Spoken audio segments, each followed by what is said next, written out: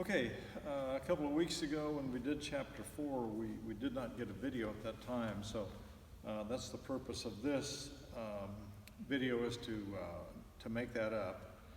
And so I'll proceed then with the summary of Pilgrim's Progress chapter 4.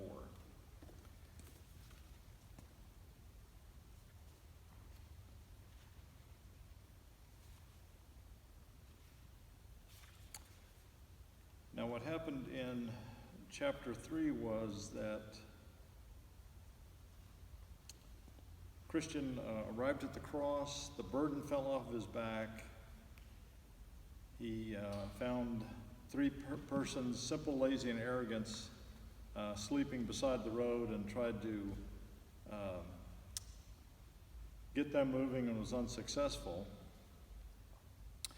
And then he climbed hill difficulty, and he had a bit of a misstep there, but got it sorted out.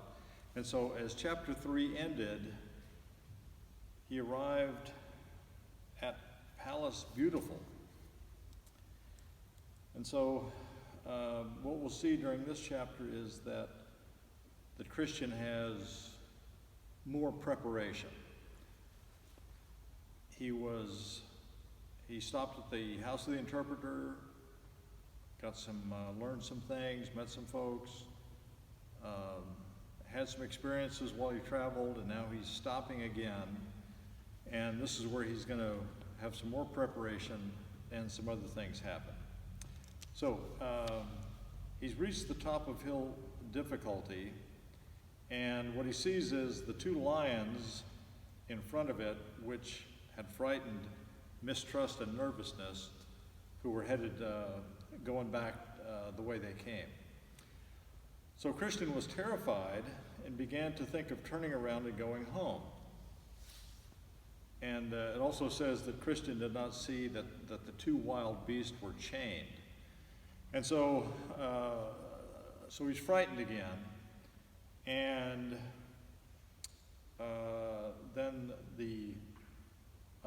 there's a porter at Palace Beautiful whose name is Watchman, and he saw Christian, so he shouted at him, "Is your strength and courage so small? Don't be afraid of the lions, because they are chained." And then he went on to say, "They are placed there on your journey as a trial of faith to reveal those that have no faith. Just stay in the middle of the way and you will not be harmed." Okay, so the first question that Watchman asked him is your courage so small? And I think I mentioned in a previous session that a way to define courage is that you choose the greater good. And so Christian is faced with the choice: proceed or to turn around and go back. Now, he's already been through this process before, and he realizes that the greater good is to proceed toward the celestial city, having left the city of destruction. So this is a case where he's confronted with danger, the lions in the path, but he chooses the greater good, which is the greater good is to proceed forward and get to Palace Beautiful and ultimately to the celestial city. Christian was quite scared, but went forward anyway, being careful to follow the watchman's instructions. And again, this is good advice in life. Even when the way seems unclear and dangerous, stay on the narrow path and follow the instructions we have, typically from the scriptures. So he stayed in the middle of the path. The lions couldn't get him, and he's greeted by Watchman. And so Watchman asks him some questions. And this is where Christian says, "My name is Christian, but it used to be graceless." So he realizes that he began life in the city of destruction with no grace in his life, but came to faith and now is known as Christian. And so Watchman asks him a few questions, and then he calls for a maiden, and and this maiden's name is Discretion. And Discretion says, "Why did you call me?" And so discretion, like the word discreet, and what we're going to see is that Discretion asks Christian several questions, and she wants to know about the details of Christian's faith. So Watchman tells Discretion, this man is on a journey from the city of destruction to Mount Zion. Now it's late and he wants to stay here at the house. And I would call you, and you would, after some discussion with him, decide what seemed to be best according to the rules of the house. So what we're going to see is that Christian goes through this sort of an interview process where he's evaluated in terms of his Christian faith. Okay, so Discretion asked Christian where he came from and where he was going, and he told her. He asked him how. Then she asked him what. And she goes through a series of things, and Christian says, I really would like to stay here tonight because I understand that this place was built by the Lord of the hill for the safety and rest of pilgrims. As she smiled, tears came to her eyes. Okay, so she is, I would say that she's satisfied with Christian's answers. So she calls three more of her family. One's named Prudence, Piety, and Charity. And they're each going to interview Christian. So they invite him into the house, and the first one that interviews him is named Piety. And what Piety will do is she's going to ask him about his experiences. What first made you decide to follow this way of life? And he said, I was driven out of my country by a terrible message that I kept hearing telling me that I would die if I stayed in the city of destruction. What finally happened to make you leave your country and head this way? Christian's answer, God had a plan. He said, you see, I was overwhelmed with the fear of death and didn't know which way to go, but by chance a man named Evangelist found me. So here he's going to recount many things that we've already read and talked about in the story. But anyway, that was her first question, was about that experience. And she asked him about if he went to the house of the interpreter. Oh, yes. And he mentions three things. First, I was to understand how Christ, in opposition to Satan, maintains his work of grace in the heart. And that was the image of Satan throwing water on a fire, but on the other side of the wall, Christ is feeding oil to the fire continuously. Second was how the man in the iron cage had sinned himself into such despair that he had no hope of God's mercy. So that was a scary image where this man in the iron cage had essentially trapped himself through his own sin, his sinfulness, and his regret. And the third was the dream of the man who had imagined that the day of judgment had come and he was not prepared. Again, that was more of a warning that we should live our lives in preparation for judgment.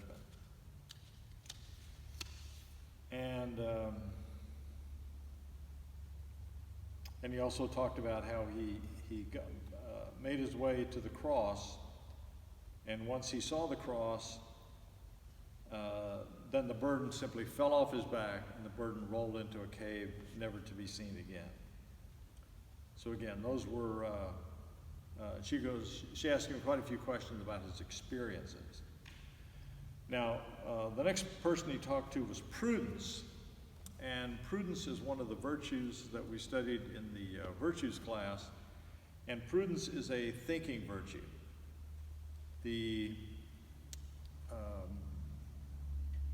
I think of it this way. That is, we as mankind, we have the ability to function with prudence. And to help define that, I'll talk about two other extremes. On the one extreme, we have God. God the Creator. He's all powerful, he's all knowing. He operates outside of time, and he operates with providence. And we often call on God in his providence to care for us, protect us, provide for us, etc. So we don't operate in that world. Now, at the other extreme, at the lower extreme, is the animal kingdom. And animals function with instinct.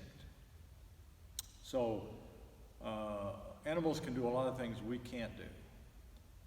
For example, I cannot make a hummingbird nest. It's a marvel to see it, but I can't reproduce it. But this tiny little bird is simply born with the ability to do it. So that's a positive thing it can do by instinct.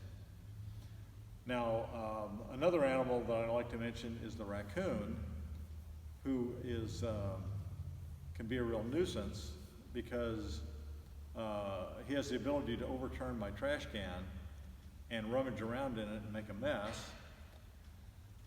And he simply does that by instinct. Now,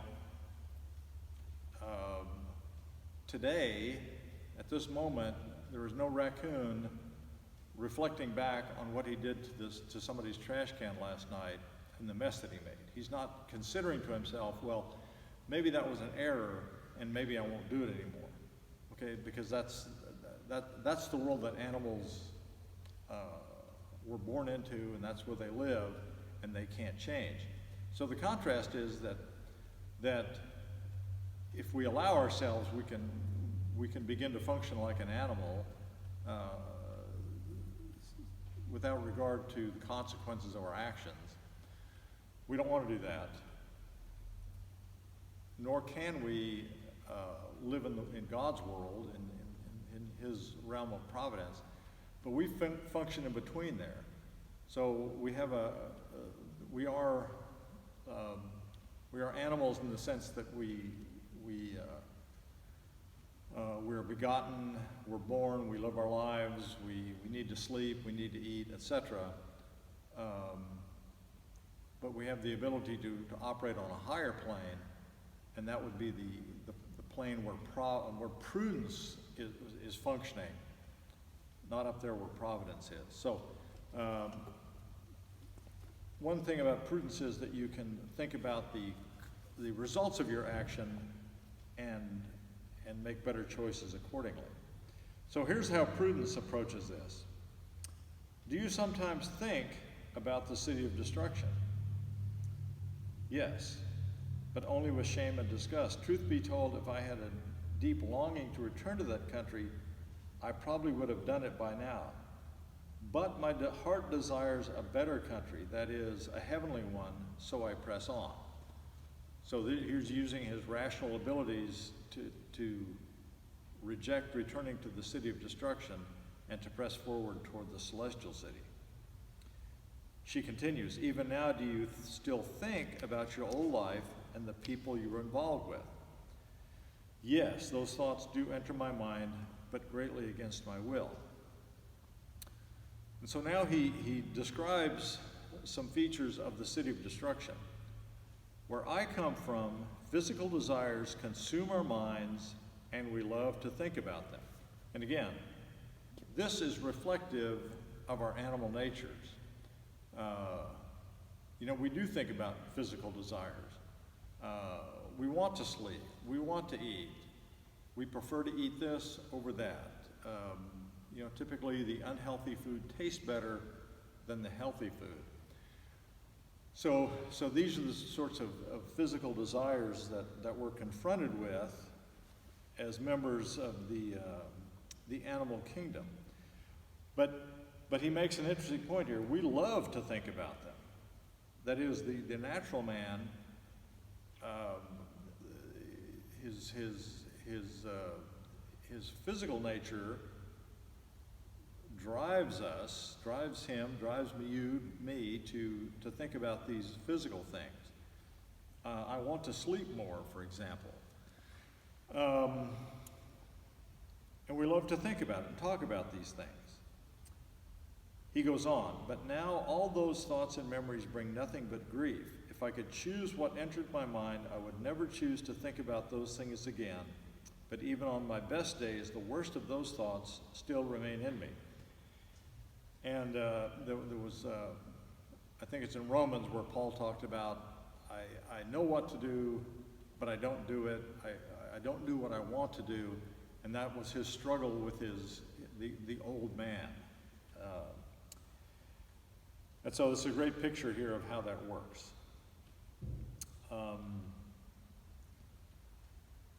Prudence kept digging, and again, Prudence is talking to him about what he thinks.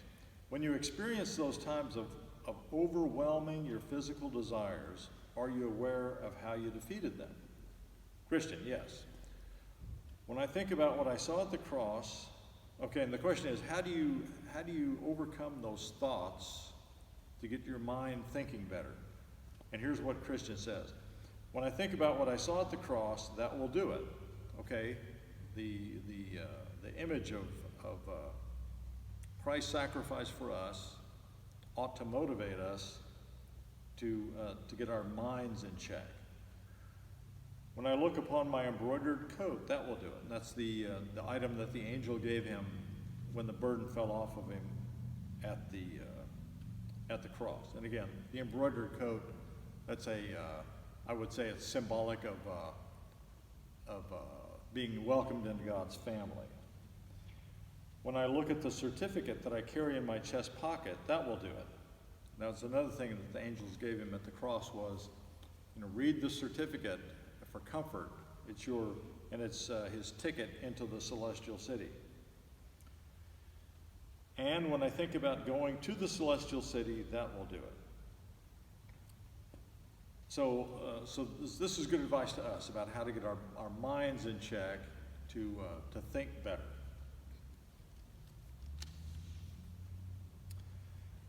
And now she asks him another question, and here he's going to give a more refined confession of his faith than he did when he got to the wicket gate. Remember, that was I'm leaving the city of destruction. I've got to go to the cross. I got instructions to come here. Very simple. Now his answer is much more refined. And why do you desire to go to the celestial city? Prudence asked. Without hesitation and with a gleam in his eye, Christian shouted and almost jumped out of his seat. Why, it's there I hope to see him alive who was hanging dead on the cross. It's there that I hope to get rid of all those things that to this day remain a constant annoyance.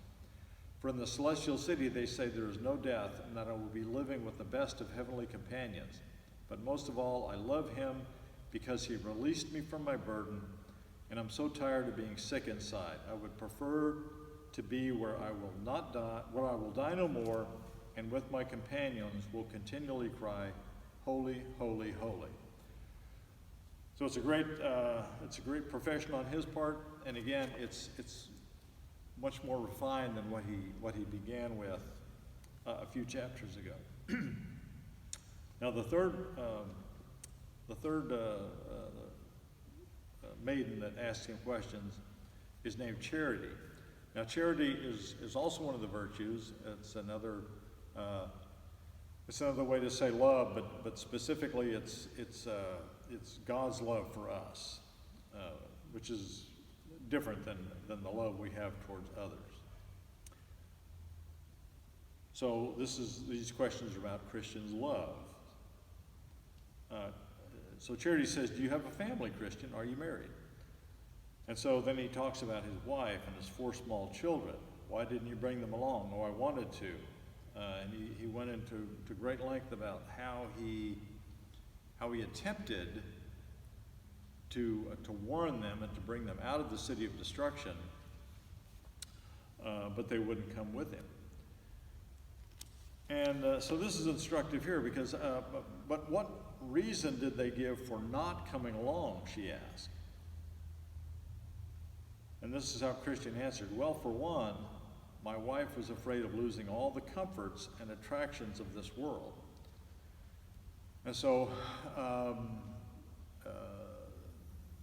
so it's the same thing today.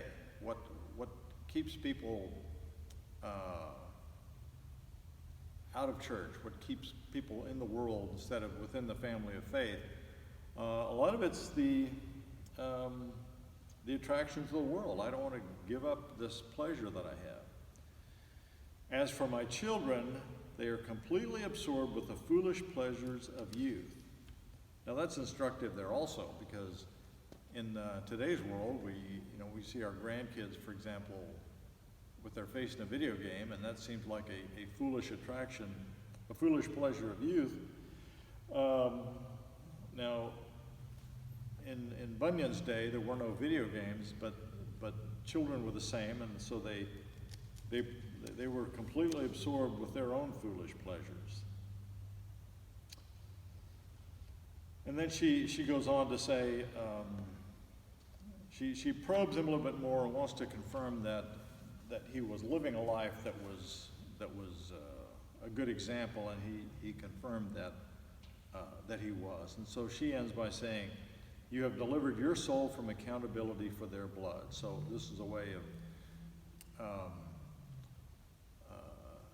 sort of validating his choice to leave his family and not stay there with them. And again, he leaves, which is consistent with what the scripture teaches about we have to give up everything in the world to be a follower of Christ. Okay, so the common thread through all those interviews that he went through is that it's sort of a screening process. He's sort of like an interview, and so I think this is where the Palace Beautiful provides us an image of how the church might function. That is, it's appropriate for us to find out if a new member or someone who wants to be a member, if their faith is real, and to confirm that they know what they're doing and what they're talking about. So some things happen here. He's welcomed, he's evaluated, and now what we're going to get into in this next portion is that he enjoys fellowship with the people in Palace Beautiful, and then they sit down to supper, and it's reminiscent of the Lord's Supper. They continued until supper was ready, then sat down to eat around a table furnished with delicious, rich foods and the best wine. All the talk at the table was on the Lord of the Hill, specifically what he had done, why he did it, and why he built the palace. From what they said, Christian understood that he, capital He, had been a great warrior and fought with and slain the one who had the power over death, but not without great danger to himself, which made Christian love him even more.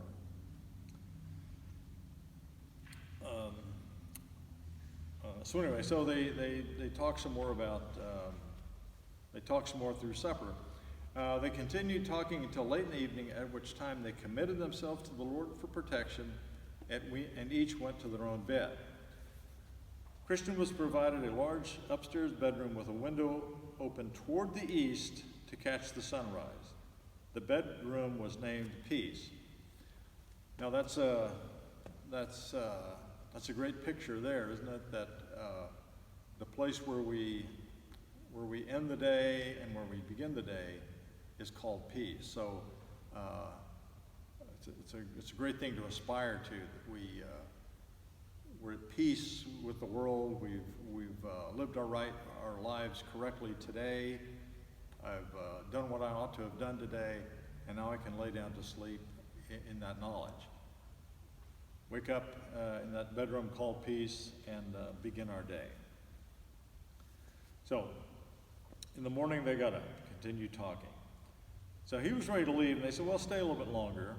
And so they took him into the study where they showed him records of the greatest age, which include the recorded ancestry of the Lord of the Hill. So there's quite a bit there in the study where there was a lot to learn And it's a good lesson for us here. When we wake up, it's a good time to ingest what God has to say to us. Good time to do our Bible reading. So they stayed there all day. And the next day they led him to the armory. They showed him all sorts of military weapons. A sword, shield, helmet, breastplate, all prayer, and shoes that would not wear out. And there were other things there. The rod of Moses, the pitchers, trumpets, and lamps that Gideon used to defeat the Midianites. The jawbone of an ass that Samson had used to accomplish such great feats. The sling and the stone David used. So this armory it's a big place with all sorts of stuff in there. And again, we are to be engaged in a spiritual battle. On the next day, as Christian was preparing to leave again, police stayed just one more day. Okay? And so they showed him some more stuff. But again, this is where this Palace Beautiful gives us a good picture of what should be taking place in our churches. That is, there's fellowship, and we validate our faith to one another. We rest, and what they're going to do, the next part we're going to look at is that they equipped him with fully tested weapons. And these are the same list that we just talked about, and then in the next lesson we'll read a little bit more as Christian uses these weapons.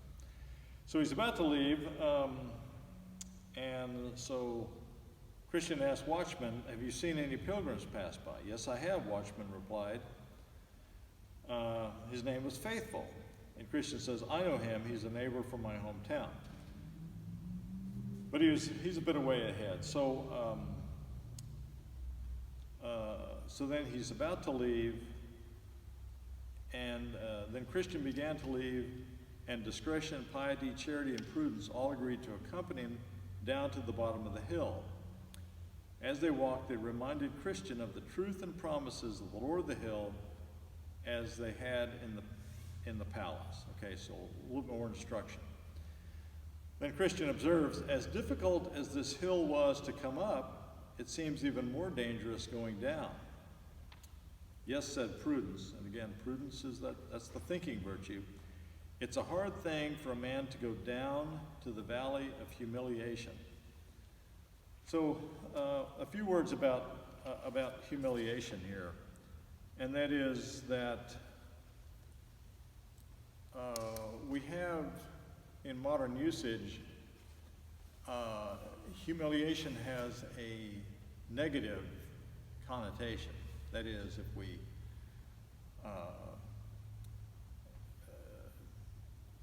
if we do something awkward or silly in public, people look at us, well, that's humiliating because I did something embarrassing.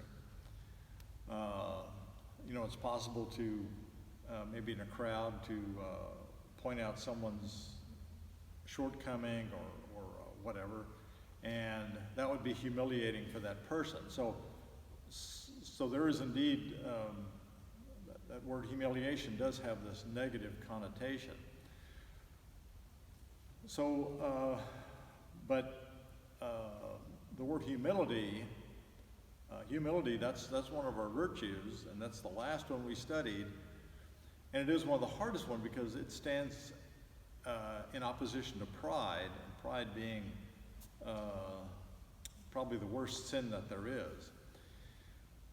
So this valley of humiliation, which is what we're going to, which we talk about in chapter 5. So we'll learn more about that. But in the valley of this whole idea of humility, humility is a good thing. And again, it's humiliation that leads us to humility in many times. So what I'd hope to do is to disengage that negative connotation that we have in our modern language about humiliation, and just set that aside, because I can't change that. But the act of becoming more humble is a very positive thing, because because pride is such a bad thing. We counter it with humility. And further, in the New Testament, it points out that God gives grace to the humble. So if I want more grace, I should have more humility, which is another way of saying to get my pride in check. So,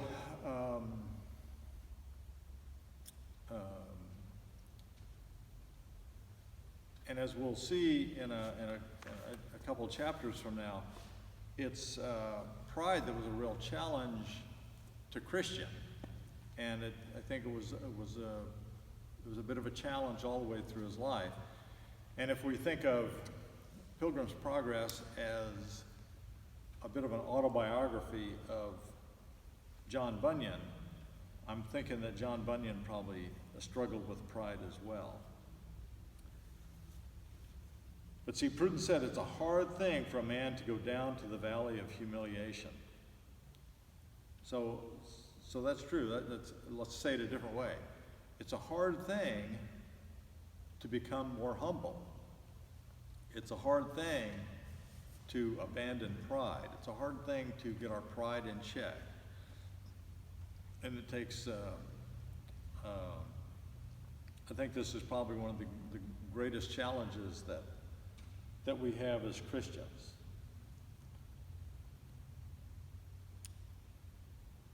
As you are going, it's a hard thing for man to go down to the valley of humiliation as you are doing right now and not slip in any way. This is the reason we have come with you to the bottom of the hill. And you can imagine too that if you're suited up with armor, it's going to be a little bit harder walking down the hill, just as a matter of physical balance. When they all got to the bottom of the hill, Christian's new friends gave him a loaf of bread, a bottle of wine, and a cluster of raisins, and they left him to go on his way. Christian was grateful for the encouragement that discretion, piety, charity, and prudence had shared, and for their help in relieving him of his grief. When they departed, he was fully clad with northern steel from head to toe.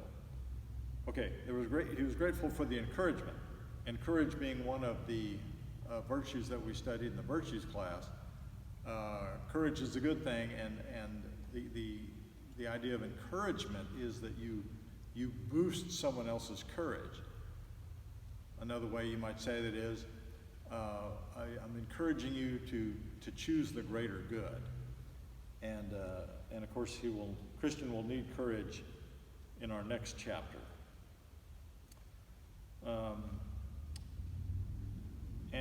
They did help him in relieving his grief. And I think that is I think that's a picture of the benefit he gained from the fellowship that he had, and also as he explained to them his experiences and what he thought and how he loved his family and was forced to leave them. I think he took courage from that, and it will also relieved him of some of his grief. And so that's the summary of chapter 4. And chapter 5, Christian does battle with Apollyon.